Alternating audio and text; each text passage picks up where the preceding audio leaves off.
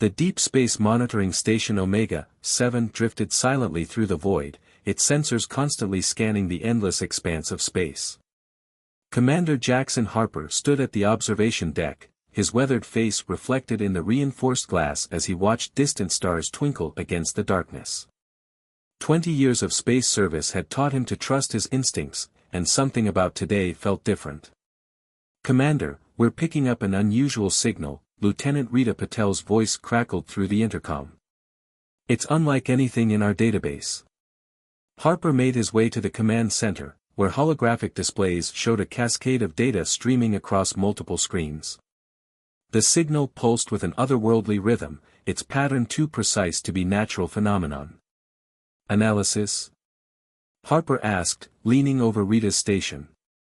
"It's definitely artificial, sir. The signal contains complex mathematical sequences that suggest advanced intelligence. But here's the strange part, it's not just a beacon.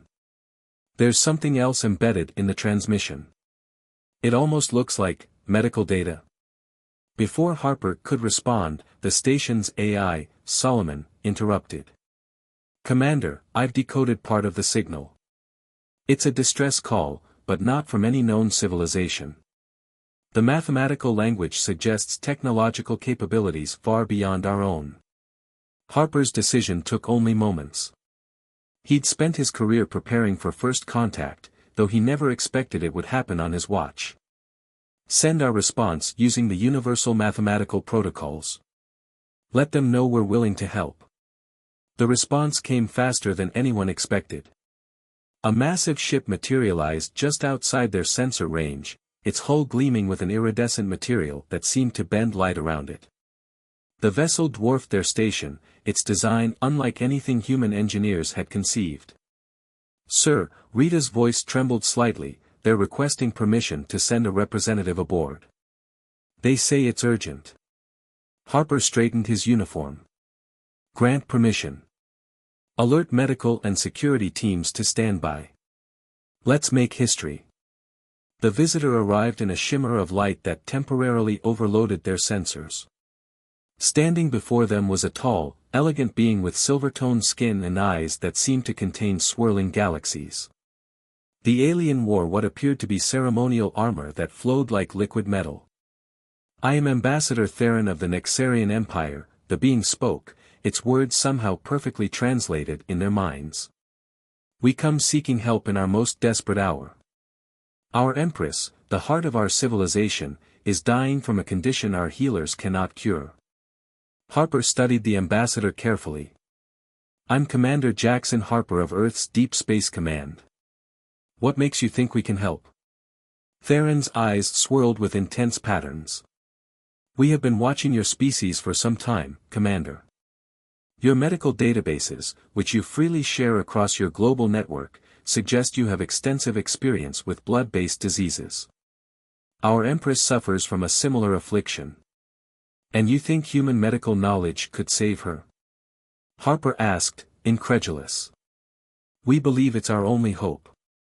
Our analysis shows remarkable similarities between human and Nexarian blood chemistry, despite our obvious differences. We need your finest medical minds." Harper thought of Dr. Nathan Sullivan, Earth's leading hematologist, currently stationed on Mars Base 1. Sullivan had revolutionized human blood therapy, saving millions with his breakthrough treatments for radiation sickness during the solar flares of 2042. "We have someone who might be able to help," Harper said carefully. "But I'll need assurances of safety for our medical team." Theron placed a hand over his chest in what appeared to be a formal gesture. "By the ancient laws of our people, I swear upon the eternal stars that no harm shall come to those who offer aid. Should they succeed, the Nexarian Empire would owe humanity a debt beyond measure." The stakes were enormous. This could be humanity's chance to not only make first contact but to forge a powerful alliance. Or it could end in disaster if they failed. Harper made his decision. "I'll contact Earth Command and our medical team immediately. But Ambassador Theron, understand this, we'll do our best, but we can't guarantee success. Understanding the limits of possibility is wisdom, Commander Harper," Theron replied. But hope is universal. As Harper initiated the emergency protocols that would bring Dr. Sullivan from Mars, he couldn't shake the feeling that humanity was about to change forever. The stars outside seemed to shine a little brighter, as if they too were witnessing this pivotal moment in history. What no one yet realized was that this encounter would unlock secrets that both civilizations had carried in their blood for millennia, secrets that would reshape their understanding of life itself. Dr. Nathan Sullivan stood in the gleaming medical bay of the Nexarian flagship, his dark eyes fixed on the holographic displays showing the Empress's blood work. The journey from Mars had been a blur of preparation and briefings, but nothing could have prepared him for this moment. The molecular structure is fascinating, he muttered, manipulating the 3D projection with practiced gestures. Their blood cells contain elements I've never seen before, but the basic function is remarkably similar to ours. The Empress lay in a chamber of swirling energy, her silver skin now dulled to a pale gray. Her personal physician, Master Healer Venna, stood nearby, her own galaxy-like eyes tracking Sullivan's every movement. The degradation is accelerating, Venna said, her thoughts translating seamlessly. Her blood is attacking itself, breaking down faster than we can synthesize replacements. We've tried transfusions from our own people, but the replacement cells are rejected within hours. Sullivan nodded, his mind racing through possibilities. He'd spent his career studying blood diseases, developing treatments that had saved countless lives during the solar radiation crisis. But this was different. The Empress's condition was like nothing in human medical records. Show me the progression data again, he requested, and new holograms sprang to life. There's something here we're missing. The pattern of degradation, it's not random. Ambassador Theron entered the medical bay, his armor shifting colors with each movement. Dr. Sullivan, we've received the additional equipment you requested from Earth. Our engineers have adapted it to work with our power systems. Good, Sullivan replied, not looking up from the displays. Because I think I understand what's happening. The Empress's blood isn't just attacking itself, it's evolving. Or trying to. The room fell silent. Venna stepped forward, her expression intense. Evolving? Explain. Sullivan manipulated the hologram, highlighting specific molecular chains. Look here. The breakdown isn't causing random damage. The cells are attempting to restructure themselves, but failing. It's as if her blood is trying to reach a new state but can't complete the transformation. Is this related to the ancient prophecies? Theron asked Venna, causing the healer to shoot him a warning look. Sullivan caught the exchange. What prophecies? Venna hesitated before responding. There are legends from the early days of our species. They speak of a great change that would come to our people, triggered by contact with another race among the stars. But these are just stories, not science. Sometimes stories contain hidden truths, Sullivan mused. The human body has mechanisms for dramatic adaptation under extreme circumstances. What if your people have something similar, but on a larger scale? He turned to his equipment, making rapid adjustments. I have a theory, but testing it will be dangerous. We need to introduce human blood factors into a sample of the Empress's blood, not to replace it, but to act as a catalyst for the change her body is trying to achieve. The risk Venna began, but Sullivan cut her off. The risk of doing nothing is greater. She has hours left, at most. This might be her only chance. Theron stepped forward. What do you need? First, I need to know everything about those prophecies, Sullivan said. And then I need volunteers. This will require multiple human donors to provide enough blood factors for the procedure. Within hours, the medical bay had been transformed into a sophisticated blood processing facility. Sullivan worked tirelessly, combining human blood samples with carefully extracted components from the Empress's own blood. Each attempt brought new insights, small adjustments, gradual progress toward an impossible goal. The breakthrough came just as the Empress's vital signs began to crash. Sullivan watched through a microscope as human blood factors merged with Nexarian cells, creating something entirely new, stable, powerful, and unlike anything either species had seen before. "It's ready," he announced, holding up a vial of shimmering liquid that seemed to pulse with its own inner light. "But there's something you should know. If this works, the changes will be permanent. The Empress won't just be healed, she'll be transformed. And there may be effects we can't predict." Theron and Venna exchanged looks. "The prophecies speak of transformation," Venna said softly. "Of two paths becoming one." "Then let's make history," Sullivan said, preparing the transfusion equipment. Again. As the modified blood began flowing into the Empress's veins, Sullivan couldn't shake the feeling that this was more than just a medical procedure. They were witnessing the beginning of something much bigger, a change that would reshape both their species in ways none of them could imagine. The first signs of change came slowly, then all at once. The Empress's skin began to shimmer with patterns of light that pulsed in rhythm with her heartbeat. The medical bay's sensors recorded unprecedented levels of neural activity as her body absorbed the hybrid blood solution. Sullivan watched in fascination as his monitoring equipment struggled to keep up with the cascade of changes. "Her cellular structure is reorganizing itself at the quantum level," he reported, his voice tight with concentration. "It's like nothing I've ever seen." Commander Harper, who had joined them from the Earth station, stood at the observation window. "What about the human donors? Any effects on them?" As if in answer, one of the volunteers, Lieutenant Emily Rodriguez, suddenly gasped. Her hands began to emit a faint silvery glow, similar to the Empress's skin. The other donors showed similar symptoms, their bodies responding to some unseen signal. "Get them to the secondary medical bay now," Sullivan ordered, but Ambassador Theron raised a hand. "Wait," the ambassador said, his galaxy eyes wide with wonder. "The prophecies speak of this. The bridge of blood, when two races become bound by something greater than alliance."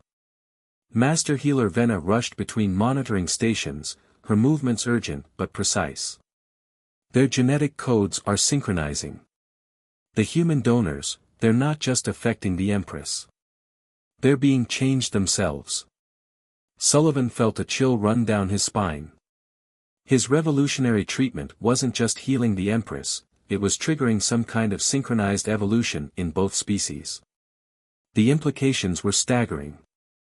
The Empress's eyes suddenly flew open, but they were different now. Within them swirled patterns of light that mirrored both the cosmic depths of Nexarian eyes and the warm complexity of human ones.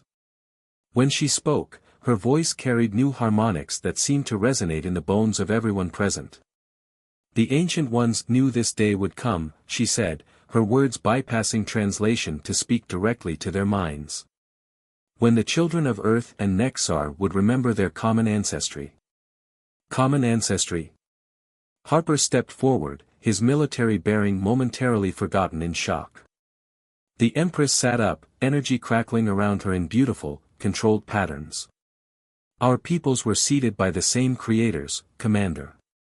My illness was not a disease, it was the first stage of an awakening programmed into both our species. We needed each other to complete the transformation." Lieutenant Rodriguez approached the Empress's chamber, her own skin now sharing the same luminescent qualities. "I can feel it," she whispered. "Knowledge, memories that aren't mine, but are somehow familiar. The donors," Sullivan realized, "they're becoming bridges between our species. The blood transformation wasn't just about saving your life, it was about creating living links between humans and Nexarians." Ambassador Theron's armor rippled with colors that matched the Empress's energy patterns. "This is why our scientists were drawn to Earth's broadcasts. Why your blood was compatible with ours. We were always meant to find each other." The Empress rose from her chamber, her movements graceful despite her recent near-death experience. "Dr. Sullivan, you have done more than save my life. You have awakened the next step in both our species' evolution. But this gift comes with great responsibility. The changes in the donors, Sullivan said, checking his instruments, they're stabilizing, but they're permanent. They're becoming hybrids, carrying aspects of both species. They will be the first of the bridge generation, the Empress declared. Through them, our civilizations will share knowledge, culture, and capabilities that neither of us could achieve alone. But there will be those who fear such change. Commander Harper's expression grew serious. Earth's governments will want answers. This goes far beyond first contact protocols. And some among my people will resist accepting humans as our ancient kin, the Empress acknowledged. The path ahead will not be easy, but it is necessary. The galaxy grows more dangerous, and only together can our civilizations face what comes next. Sullivan looked at his transformed patients, both the Empress and the human donors. They were living proof that humanity's destiny stretched far beyond Earth's borders, but the price of that destiny was changing what it meant to be human. The news spread through both civilizations like wildfire. On Earth, governments scrambled to respond to the revelation that humanity had alien ancestors. The transformed donors became subjects of intense interest, their new abilities sparking both wonder and fear. Commander Harper found himself at the center of a diplomatic storm. The United Earth Council had appointed him as humanity's primary representative to the Nexarian Empire, largely due to his role in First Contact. He stood now in the Nexarian High Council chamber, its crystalline walls reflecting the light of 3 moons visible through the transparent dome above. The bridge generation represents both opportunity and risk, he addressed the assembled council. Already, we're seeing more volunteers coming forward, willing to undergo the transformation. But we need to proceed carefully. Dr. Sullivan, now leading a joint human-Nexarian medical research team, displayed holographic data. The process can't be forced or rushed. The biological compatibility has to be natural. Our studies suggest only about 1 in 1,000 humans and Nexarians are capable of successful transformation. The Empress, her evolved form commanding even greater authority than before, raised her hand for silence. This rarity is a blessing. It ensures the joining of our peoples will be gradual, allowing both societies time to adapt. But we must protect those who make this choice. Lieutenant Rodriguez, now serving as an ambassador herself, stepped forward. Her transformed appearance drew gasps from newer council members who hadn't yet seen a hybrid in person. We're already seeing the benefits. The shared memories and instincts we carry are helping us understand technologies that both our species had forgotten. Ancient knowledge, locked in our very DNA, is awakening. But not everyone welcomed these changes. Reports came in of protest movements on Earth, and whispers of dissent among the Nexarian outer colonies. Some feared the hybridization would lead to the loss of what made each species unique. The solution came from an unexpected source. Ambassador Theron proposed the creation of a new entity, the Convergence Initiative, a joint program that would guide and protect the development of both civilizations as they move toward their shared destiny. 5 years after first contact, the Sol-Nexar space station hung in the space between Earth and Mars, a massive structure that combined the best of both civilizations' architecture. Its spiral arms housed research facilities, diplomatic quarters, and most importantly, the Convergence Academy, where potential bridge generation candidates from both species could learn about their shared heritage. Commander Harper, his hair now streaked with silver, stood with Dr. Sullivan in the Academy's observation dome. Below them, human and Nexarian students trained together, some showing the first signs of transformation. Did you ever imagine this is where that distress signal would lead us? Harper asked, watching a young hybrid instructor teaching others how to manipulate energy fields with their transformed biology. Sullivan shook his head, smiling. I thought I was just trying to save one life. Instead, we found the missing pieces of humanity's puzzle. The Empress appeared beside them, her evolved form having mastered the art of subtle teleportation. You both undersell your roles. Your choices, your courage in those first days, made all this possible. There are still challenges ahead, Harper noted. The outer colony situation will be resolved, the Empress assured him. The knowledge we're recovering, the technologies we're rediscovering, they'll help us address the resource shortages driving the colonial unrest. Already, the hybrid engineers are unlocking secrets about sustainable energy that neither of our civilizations had fully grasped. Lieutenant Rodriguez, now Director Rodriguez of Hybrid Affairs, joined them, carrying a data crystal. The latest reports from the deep space expeditions are in. The mapping team found another set of ruins matching the descriptions in our shared genetic memories. Our creators left more out there for us to find. Sullivan turned to watch Earth rotating slowly below them. They seated us among the stars, gave each species pieces of the whole, and trusted that we'd evolve enough to find each other again. And now we have a choice, the Empress added. To embrace this gift and move forward together, or to let fear keep us divided. Harper's expression was determined. We've come too far to turn back now. The bridge generation is just the beginning. There's a whole galaxy waiting for us to remember who we truly are. As if in response to his words, the station's lights pulsed briefly, the hybrid technology responding to the collective optimism of its inhabitants. Below them, Earth and Mars hung in space, no longer humanity's final frontier but the launching point for an unprecedented journey of rediscovery. The blood that had saved one life had opened the door to saving both civilizations, transforming them into something greater than either could have become alone. As human and Nexarian ships patrolled together, as hybrid children learned the histories of both their heritage, and as ancient knowledge slowly awakened in their combined consciousness, one truth became clear: the future would be written not in the stars, but in the shared blood of two peoples who had finally found their way home.